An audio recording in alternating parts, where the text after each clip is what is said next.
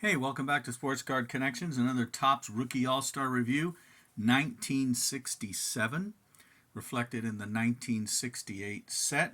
And we'll start off with the right-handed pitcher, a very big name, Hall of Famer Tom Seaver. Seaver, 67 to 86. Mets, Reds, Mets again, White Sox, Red Sox, 311 wins, 205 losses, 2.86, 61 shutouts. His rookie year in 67, for what had been a dismal franchise up to that point, the Mets, he went 16 and 13, 2.76, National League Rookie of the Year, 12-time All-Star, 3 Cy Youngs, 3,640 strikeouts, and a Hall of Famer. The great Tom Seaver was the right-handed pitcher in 1967 with the Mets. There we go. And now we have another right-handed pitcher. But this one is on every list, but there's no trophy. But he is listed as a Topps Rookie All-Star. And if you look at the cards Topps did in like 2009 for the 50th anniversary, and if you look on the backs, they'll whatever 50th anniversary of the Rookie All-Star team, whatever position the player featured is that he played, who was a Rookie All-Star, it'll list all the Rookie All-Stars at that position on the back. And Dick Hughes is listed. Dick Hughes had a very odd career because he got hurt. Only 3 years, and in those 3 years he played on 2 pennant winners and 1 World Series winner. Great trivia question: who led the 1967 World Champion Cardinals in wins? You'll usually get Steve Carlton or Bob Gibson as the answer. Some people might say Nelson Bryles. No, it's Dick Hughes. He went 16 and 6. Went out of focus for the Cardinals. And then in spring training of 68, he felt some pain. Turned out he had a torn rotator cuff, but he's pitched the whole year with it. His lifetime in only 3 years, 20 and 9, 2.79, 3 shutouts, 16 and 6, 2.67 as a rookie, but he had to retire due to the injury. There was no fixing torn rotator cuffs back then. It took Don Drysdale down during 69. Dick Hughes, it's amazing he pitched in 68 with the injury. But even though he's in the 69 set, he never made it to the majors again. He had to retire. They couldn't fix it. So Dick Hughes also made the Rookie All-Star team. No trophy. The left-handed pitcher, Rich Nye of the Cubs. Nye, 66 to 70. Cubs, Cardinals, Expos. Lifetime 26 and 31. And in 67, which is his highlight, he went 13 and 10, 3.20. In 68, he went 7 and 12, then 3 and 5, then 3 and 2, and that was it. He was done. Became a veterinarian later on. And there's a great shot of him at Shea Stadium in New York, Cubs versus Mets. So Rich Nye, one of the pitchers. The catcher, Dick Dietz of the Giants. Dietz, actually, he played 56 games, hit 225, 4 homers, 19 RBIs, but made the Rookie All-Star team as the catcher. But after that, no, he had a very good career. 66 to 73, Giants, Dodgers, Braves, 261 with 66 career homers. He was an All-Star in 1970 when he hit 300, 22 homers, 107 RBIs. He also hit 252 with the 71 division-winning Giants. 19 homers, 72 RBIs. The Giants put him on waivers after 71 in a rather controversial move that people feel because he was the union rep for the Giants. And there was a player strike that delayed the start of the 1972 season, missed 8 or 9 games before they settled. And the Giants put Dietz on waivers. He was claimed by the Dodgers. Hit only 161 in 27 games. He broke his wrist. But in 73, he came back with the Braves, hit 295 in 83 games. But then he wasn't signed, and that was it. He did manage in the minors later. So I think he got kind of a bad treatment. But Dietz made the Rookie All-Star team as the catcher. We go to the first baseman, a big slugger, Lee May, brother of Carlos. May, he took a while to make it. He was 65 to 82, but he was on, I think I can get better focus. A couple of rookie cards before he stuck in 67. Well, that helped. There we go. Anyways, Lee, three-time All-Star, 354 career home runs, and 1,244 RBIs, 267. As a rookie, 265, 12 homers, 57 RBIs, played over 2,000 games, led the American League in RBIs in 1976 with 109 for the Orioles. Just a big slugger, had a great career. What was it? The Reds, Astros, Orioles, and Royals, 1965 to 1982. Lee May. This card, the 68 Lee May, if you can see the top of it, it's slightly miscut. You can see the black circle of the name circle up there at the top. It's the only one I've ever had, but a lot of people claim this is a short print, and they pay a premium for it. The interesting thing is if you look at the reconstructed uncut sheets, there's other cards that were short prints too, but the Lee May is particularly popular with collectors. There he is at second base. We have our second Hall of Famer, Rod Carew. Carew, unbelievable. 67 to 85, Twins, Angels. Lifetime 328, 3,053 hits. 1967 American League Rookie of the Year. 18-time All-Star, Rod Carew. 7 American League batting titles. He also had 112 triples, 92 home runs. The American League Most Valuable Player of 1977. Of course, a Hall of Famer. And just a fantastic career. And he lives not far from me. He's in Anaheim Hills, I believe, California, not far from Anaheim Stadium. And Carew, just a fantastic career. You'll notice his 69 card is this same picture, cropped a little closer like this, and you lose focus. I don't know what Topps was thinking. So Rod Carew's a second baseman. Now, at third base, we're going to have some controversy, at least the way I look at it.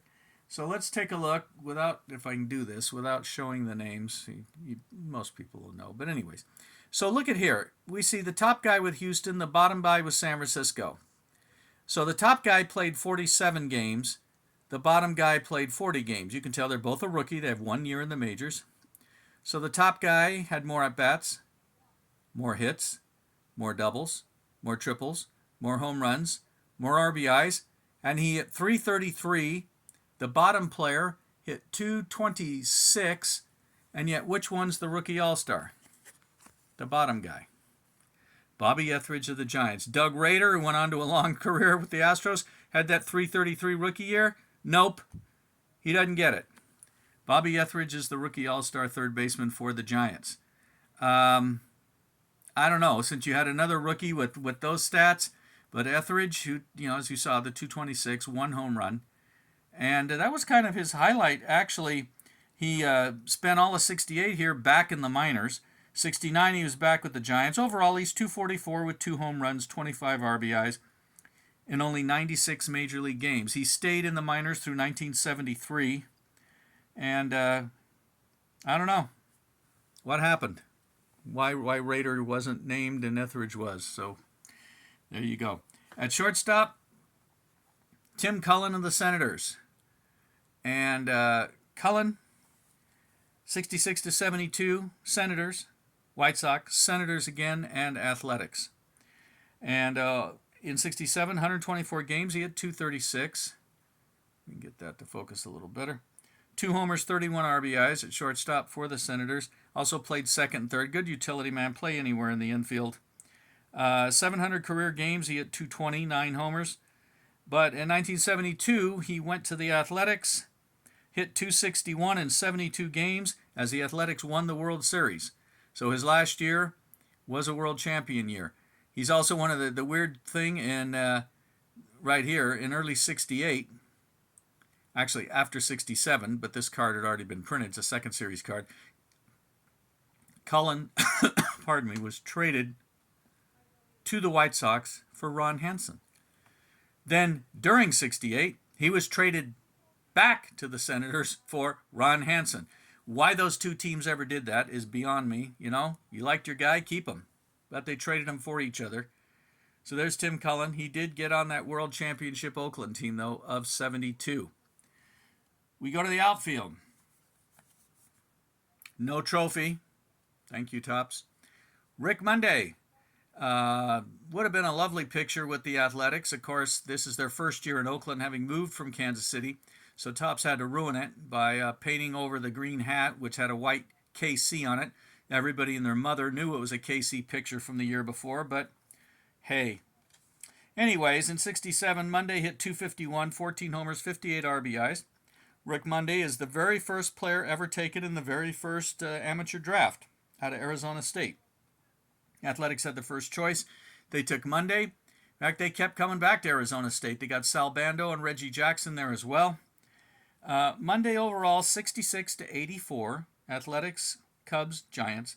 264 with 241 home runs. 1,600 hits. 2 outs in the ninth inning in the 1981 playoffs and a 1-1 tie. He homered at Montreal to win the pennant for the Dodgers. And then they would go on to the World Series title as well in 81. That was his only year as a world champion. That was his only postseason home run. But of course, a lot of people remember Rick Monday for April 25th, 1976, when 2 yahoos jumped on the field at Dodger Stadium and tried to burn an American flag out in the outfield. Monday was warming up. He was still with the Cubs at the time. Rick Monday had been in the Marines. He ran over, grabbed the flag, snatched it from him, and took off. He has the flag at his house. I heard him being interviewed about it. And he's gotten, he said, so much mail and things for doing that than he ever did for his baseball career. He still is an announcer for the Dodgers. Very nice guy, very knowledgeable. Fan-friendly guy, Rick Monday, but people are forever grateful that he didn't just stand there and watch these guys do that. I don't know what their hang-up was, but, you know, we don't need that. Next member, Reggie Smith. These 2 guys will be future teammates with the Dodgers. Reggie Smith, what a fantastic ball player. My lovely camera. Come on. Hopefully that's better. So Reggie Smith, 66 to 82, Red Sox, Cardinals, Dodgers, Giants, 287 with 314 home runs, 1,000 RBIs, 2,000 hits, 7-time All-Star. In 67, he hit 246, 15 homers, 61 RBIs. He finished his career in 83 and 84 in Japan with the Yomiuri Giants, where he hit 271 with 45 home runs. Went 1 for 2 in the 1981 World Series. He had been hurt most of the year, but 1 for 2 was the world champion Dodgers in 81. Reggie Smith has coached and stayed connected with baseball ever since then. And our final member of the 67 team, the guy with the great nickname, Walt No Neck Williams. Walt made it after he had actually come up in 64 with the Houston Colt 45s, ended up back in the minors, then made it back in 67 with the White Sox, stayed in the majors through 75, then went to Japan with the Nippon Ham Fighters. In the majors, 270, 33 homers. In 67, he hit 240, 3 homers, 15 RBIs in 104 games for the White Sox. He also played in, as I said, 2 years in Japan and then 2 years in Mexico. So he played through 79. A super popular player, a super nice guy. And for those that can remember NBC's Game of the Week, Major League Game of the Week, when it would come on the air on Saturdays, had a series of highlights. And this is early 70s. And one of them was Walt Williams running in right field and diving, making an amazing catch. And I believe the field was wet and he slid in the water and hit a tarp or something. It was just an incredible catch. It was on there every week. Just a great guy, Walt No Neck Williams. And that completes the 1967 squad. Next time we move on to another year. And thanks for watching. Bye.